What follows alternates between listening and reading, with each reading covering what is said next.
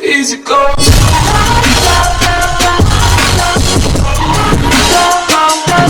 If you guys like the video, please like, share and subscribe. I don't know why that feels somewhat insulting. I'm not. That's the name of the card. I'm not sure what it is, but here we go. King of the Hill, guys. If you don't remember how King of the Hill works, each team has 3 players. Each player has 1 life. However, if you win a game, you stay. And if you lose a game, the next competitor up comes in. As you can see, Boomers, Pompeyo, Ruben, and Morten representing here. And on the Zoomer side, Lucas, Ta, and Pedro. And Pompeyo coming out with Ice Whiz, Tombstone, a NATO, and a log. It might be Graveyard, but with Pompeyo, you always got to think about that balloon. Yeah, it's got to be Graveyard here with the log, but Lucas with the Mortar, Minor, Poison, he knows the Graveyard. Goblins and Cycle for defense is really strong though. Really well played defense then. Yeah, I don't really love a Graveyard that early in single. Only 3 elixir to respond to about 7+ on the board. And that Ice Whiz plus log, that's trouble. That's a Mortar lock now for Pompeyo with only just ticking to 3 elixir. And I guess the best response is probably Baby Dragon, and there it is. Yeah, and you called it. I mean, you absolutely called it here. A little bit aggressive with the Graveyard. Not the best Ice Wizard placement. And because it took extra damage from that Knight, the log just took it out, and we just see a massive damage lead from Lucas here, up about 800 damage. Yeah, this is already a little bit of trouble when you look at the matchup now with that much damage coming in. The blocks of the bridge are going to be a lot easier with those hunters plus the knights. At least Pompeyo only has the knight on the board. Miner's going to be able to get in and get damage on the towers we see right now from Lucas. And knowing Lucas, he's just going to spend a lot of elixir defending. Miner chip, I'm assuming that's a spell, most likely a poison as the last card. So Lucas in a very, very good spot. And Pompeyo going to try the other side. Yeah, I think he's just signing the Ice Whiz because he doesn't get spell value, but it's a rocket. Wow. Oh, the rocket Yikes. hitting the tower and the Baby Dragon. This is tough, and yeah, you can kind of just see it on Pompeyo's expression here. It's not great. Yeah, that's exactly what I was going to say. Pompeyo, a little bit beside himself, just going with all the spells in the game. It had to be that one, and it had to be against me right now. 10:26 remains to 21:88. Juicy, you are the best Splash Yard player on this broadcast. What would you do in this situation? Great question. I think that I like the Tombstone. I think it kind of stops the Miner. You don't really want to rock in that either, but you need to break through. You need to win a bridge battle. But I don't know, it's tough. It's tough versus that Hunter. Yeah. And it's also tough without the Barbarian Drill. I mean, I've talked about this on stream a lot, but since this is the OG original 80 cards, you do not have the Barbarian Drill as a guaranteed tank on the other opponent's side of the map.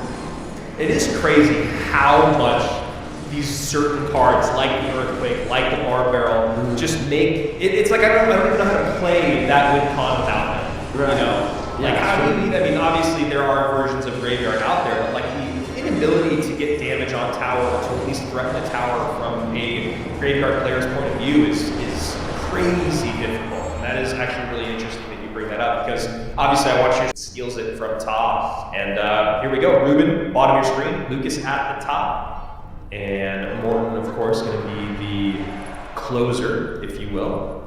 Oh, this is fun. Ruben maybe just running it back with his Golem deck that he had success with. Lucas with Archers and Tombstone, not really sure what that could be yet, but it's like Ruben does use the log this time, so who really knows? Giant. Okay, so it is going to be Giant, and Giant Skeleton Archers. Juicy, what is this? I don't know. Maybe a balloon deck. Yeah. A giant skeleton, maybe a graveyard deck. I wouldn't be surprised if it was graveyard, maybe with a poison as well. And he's got zappies. It's looking more like a graveyard deck, I'd say. Wow, and the first time we have Fireball today, I think, comes into a game against Zappies, so that's at least nice for Ruben there. Yeah, true. Zappies and Archers, cards that can be split quite a bit, and luckily for Ruben, he's able to get Fireball value on either side of the board, if that is the case for Lucas wanting to split those cards up. I'm also trying to figure out the rest of Ruben's deck here. I feel like you gotta have a Miner in this deck. I think that without the Princes applying pressure, it's a little bit less beat down, like kind of oriented. I would like to see a minor, kind of a second elite edition here. There you go.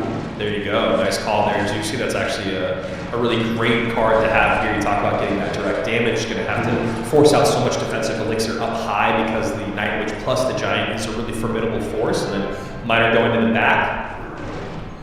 And there's the Here we go. Hunter up high. Wow. The Royal Giant does break through for one shot, but I mean, look at this giant skeleton here. I mean, you've talked about it a lot about 2v2, but it works in 1v1 too. You kind of just delete that counter push. Yeah, that's actually something that Ruben and Lucas are both going to have to think quite a bit about, because Ruben not having a building, a lot of times is going to want to do exactly what we just saw there to stop those Royal Giant pushes, which is just pile up your high DPS troops in the bridge. But if that's the case, your Night Witch and your Hunter are going to be out of cycle a lot. So let's see how they deal with this next little exchange.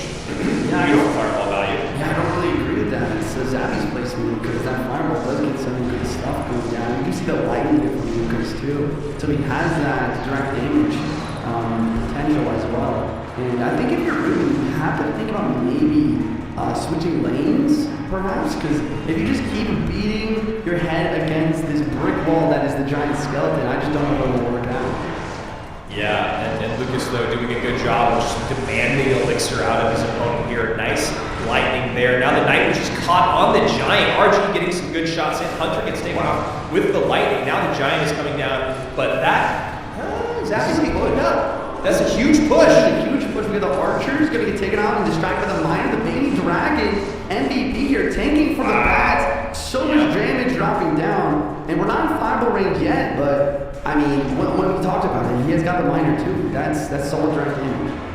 Yeah, I was shocked at how well that went for Ruben. Those bats staying alive. So much damage from those bats. Minor go to the back. Minor do a great job of taking care of these Archers. And now that Giant Skeleton, not going to be enough DPS. There's the Minor, there's the Fireball, and there's the Giant hit. Ruben evening things up here in our work through those tough moments in your career. That's something that Lucas definitely did. Ta is actually another person that's a great kind of segue. You know, Ta kind of burst onto the map, winning a monthly finals, and no one knew who he was. Everyone thought he got lucky, and then he had kind of a down year. And then all of a sudden, it was like, oh, wow, Ta is actually top tier, one of the best in the world, and it's been really exciting to see his evolution as well from the caster's point of view. So here we go, Graveyard, bottom of your screen, Cannon Park to try to stop that bowler not across the bridge early enough, and that is a bit of a misplay from Ta. I mean, wow, Juicy, I mean, you play a lot of Graveyard. I feel like everything went wrong here. No, yeah, I mean, it might not seem like a huge mistake to everyone back at home, but that Graveyard was played just a half second too early, and not having the bowler tank made it so that the freeze gets no value as well. Because, I mean, basically just the freeze, I mean, the skeletons were already gone at that point, because without the tank, the skeletons weren't able to swarm at the beginning. And Ruben did a great job of just waiting the last second that long. And a very heavy Graveyard deck to be using GY in single, Juicy. Yeah, especially with how expensive Ta's deck is. This is not the normal splash card you see, where sometimes you can get away with that. You know, every single card in this deck, I mean, the cheapest one is like Knight or Guards. Yeah, it's just very heavy here. Yeah, really heavy, and trying to see the synergy. I mean, it feels like that last card has to be Tornado. Right. It feels like that would be the only way for things to work. And there's the data looking for that bowler lineup, though. Knight off to the side, not going to get the lineup. And this Hunter has been incredibly effective here in Retro Royale today. That's a great point. I wasn't even thinking about it, but even without the evolution, the Hunter is doing a great job, like you said, just because of the DPS, I guess. I mean, it is able to two-shot most cards. It's decently spell resistant. You know, it does force out that fireball poison plus long. Interesting. Juice, how do you feel about the Hunter evolution? Since, you know, I'm assuming most people that are watching also play Clash Royale in its form as of right now. Hunter evolution, I haven't played with it a bunch. It seems situationally dominant, but you've obviously probably played with it and against it more than I have. Yeah, it's a good question. I think the Hunter evolution is very good, very strong. It kind of reminds me of Musketeer evolution. You know, it is 2 cycles, so it takes a decent amount of time to get to it. but when you do get to it, it does have some very strong defensive value. I think it's right now just a little bit overshadowed by the Lumberjack evolution, because Lumberjack is just one cycle. I think that if there ever is a Lumberjack nerf to make it 2 cycles instead of 1, I think the Hunter will be able to show its prowess a little bit more. Yeah, Lumberjack, super, super powerful evolution there, even with, kind of the rework of it or the fixing of it, if you will. It's just still incredibly dominant. And that, like you said, that 1 cycle does make it so hard to... Ooh, I don't know about that Hunter from Ruben, but actually ends up getting a good amount of value. I was worried because it got bumped from the bowler in the very beginning, but was able to reset, take out both those units, and yeah, Ruben doing Ruben things. And honestly, it feels exactly like it used to back in the day, casting his matches. And great lineup there from top. Oh my gosh. Yeah, this is just like some solid domination. He's just got that early damage lead, and then he has the poison for the Graveyard. I think that with that poison, he should be able to clutch up this win. Graveyard freeze, I mean, the biggest antithesis to it is the poison, just because, well, you can't freeze a poison. It's going to take the Graveyard no matter what. You have to take that poison at the bridge right there, obviously. And then this is exactly goes back to what you were saying earlier. We were talking about Bait not wanting to use log against barrels, and you said Graveyard using poisons against the Graveyard itself, and that freeze gets a lot more than I think Ruben was anticipating. Just as I was going to compliment how well he was playing his defenses, that freeze comes in and obliterates him, maybe wishing he did have that poison for defense there. Yeah, I think we kind of cast a curse to this all around because, I guess the top played very well in the fact that he just spammed all of support troops. After seeing that poison, he realized that if he's just going for like little Graveyard punches, it's not going to be enough. So instead, he spams everything in the bridge, forces the poison up on the bridge, and gets that Graveyard on the offensive. But this time, it's different. There's a poison on defense, there's a Graveyard on offense. It's all about the Larrys. Who's Larry's going to get there? Ooh. Wow. And Ruben's cannon cart ended up getting there. Larry's were piling up there for Taha. Well, maybe final match. Let me put that caveat there. Pedro, if he's able to withstand Ruben, then that could push us to a final matchup between Morten and Pedro. But first, can he take down Ruben? Princess of the Bridge, big deck. Ruben taking a page out of Pedro's book with the most likely minor mortar poison cycle here. I actually like the matchup here for Ruben, I think, right? I mean, it kind of depends on the variation. He does have the Dark Op. That's going to help a little bit on the log bait element, but I think this mortar has a lot of potential value. Definitely. If this is the no big spell version of it, we'll see if Ruben wants to start using that mortar defensively just to kind of control the board, not have to worry about the princesses or the dark goblins as much. And we shall see. There's a princess right-hand side. Back to catch the dark goblin, log out defensively here for Ruben. And I see a lot of people asking, why isn't Mohamed Light playing against Ruben? Guys, just as we said at the top of the show, this is an even team event, and Mo Light already played in the in the best of 1v1s and in the 2v2, so we have to spread the love here, if you will, for all of the Zoomers, which is why we're seeing Pedro, Ta, and Lucas come out here in King of the Hill. Yeah, speaking of King Hill in this match, I do like what Pedro's doing. He knows that this is the final chance for his team in the set. He's the last one alive, if you will, and he knows that the matchup is difficult, and he's doing everything in his power to get the damage in single elixir. And he's done a decent job, but Ruben's kind of done a great job of kind of mitigating the damage. Once we get the double elixir, it's going to be Ruben's game, and we see that mortar that you were talking about. Yeah, I mean, once you recognize in retro that your opponent is not running a big spell, or even if they're just running rocket, which in this case it's most likely, oof, that is tough, man, having a princess soak a mortar shot. And you even see Ruben surprised there at the play from Pedro. Okay, this is really good mortar push though. We got the mortar on defense supporting the mortar on offense. One little goblin gonna stay alive though, and that's gonna take out the whole mortar. Yeah, a little bit of a frustrating interaction there for Ruben. Goes knight down low, gonna go barrel the right hand side. And that knight is in the right spot to deal with the princess. And we see a nice block here, but the hunter is able to take out that dark goblin. Somehow, I mean, the hunter is doing a great job. They just seem to have a lot more HP than those usual glass cannons here. But look at that one goblin once again. One Goblin just on that tower. This tower's at half HP already, and we're just heading into overtime. I know, it's so crazy. It feels like Ruben is playing really out of sorts here, just playing very uncomfortably, and obviously that says a lot more about Pedro than it does about Ruben. We know Ruben knows how to play this game and plays it very, very well, but Pedro just making him make mistakes, and yeah, these mortars and the timing of all the units has been pretty frustrating for Ruben, not getting shots off or, you know, focusing on the wrong unit. This is a solid defense though, but the princess again. This princess placement is so annoying. Gets that one shot on the hunter, splashing the tower. The mortar does take it out, but I'd already got what he wanted. He got the damage that he needed. And that's why we saw Pedro go for that odd princess earlier that was taken off the board. Then we saw Ruben kind of call him out for it because it just seemed like a bad play. Then we see it work on the other side of the board, getting the log to push the unit back. Princess away from the mortar, gets a shot in on the tower. 12-14, 27-24. Ruben behind by a mile. Princess up again, does get on tower again. Juicy. Wow. Those placements are, I mean, this is one of the reasons why we love seeing Clash at the highest level and one of the reasons we love Pedro.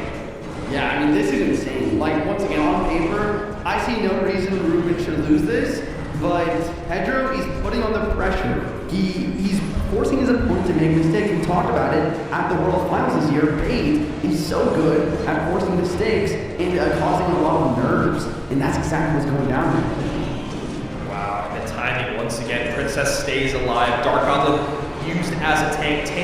Princess at the bridge on tower. Barrel comes in, gonna stop the damage, stop the bleeding for a second, and you see Pedro there just so impressed with himself. He should be. That was absolutely 50K wild cards. Full Lumberjack Evo. That is massive. That is We were just insane. talking about how good Lumberjack is. And here we go. Morten bottom of your screen. Pedro at the top of your screen. This is game number 5. This is for all the marbles here. Yes. As you can see, 5 to 7. Zoomers are in the lead. Morten can bring us to 6 to 7. And then, of course, we're going to go right back into those best of ones. So Boomer's still very, very close here. And let's just read Morten's little highlight here. Has come heartbreakingly close to glory multiple times, finishing second in both the 2020 and 2022 CRL World Finals, but his consistency proves he is one of the best. Oh, Morten. I'll never not love Morten, but I will always feel. Yeah, the second place curse, man. And I got it. Luckily, it happened to Morten because I feel like if it happened to anyone else out there, they would not be able to handle it as well as Morten did every single time. Yeah, I think about that a lot. Like, speaking of mental fortitude, Morten's got that, man. He has got that gene, man. And he just goes right back to it. Like, it's crazy how quickly he gets back to competing and practicing and streaming, you know, like right after those things will happen. So big shout out to Morten as he is currently in the lead, although this miner's going to get at least one hit on the tower, 27.58 to 27.09. Pedro running some minor mortar once again, probably exactly what we just saw. And Morten going for a little different look on bait. And this is that, I'm pretty sure this is that MK Zap deck, the last two cards.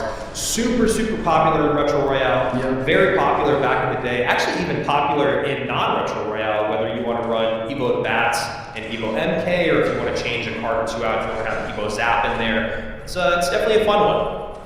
Yeah, on the other hand, Pedro, I mean, he's doing the Pedro deck. I do like Pedro's matchup here just because of the non-big spell from Morten. I think we're going to see another situation where there might be some defensive mortar value. And a little bit of grace from the Clash Royale gods there as the MK takes just a little bit longer to swing than Pedro would have liked. No King Tower activation, even though nice placement. 27.58 to 23.68. We're going to work down that left-hand lane again. And those spears are going to do a great job cleaning up that mortar, at least for a moment.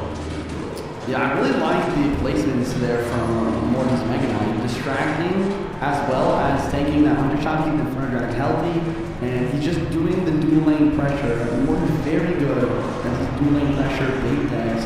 The question is though, can he keep his mortar off the tower? Can he keep the damage lead versus these minor poison ship? And the double spend on the goblins there allows for the spear goblins to stay alive long enough to get damage on the tower after taking the mortar off the board. Early cycle skeletons there for Pedro. Nice play. A zap comes in for Morten to clean them up, but Pedro is kind of on top of everything. 25.51 to 20.16. Morten still firmly in the lead. That's some good log value. And there it is. And there's Morten nothing. gonna lock. Yeah, there's nothing to stop that Morten from locking now. We do see Morten try to make an attempt on offense though with the log at a cycle. Skeleton does a lot of damage. We have a big damage trade here in overtime. Yeah, Morten goes Miner right on top of that. Miner gets the zap in just in time, but that Morten gets the last shot in, 1709. Bats, at least one or two of them sneak in front of that barrel. And a high mortar here that can pretty much be ignored by Morten.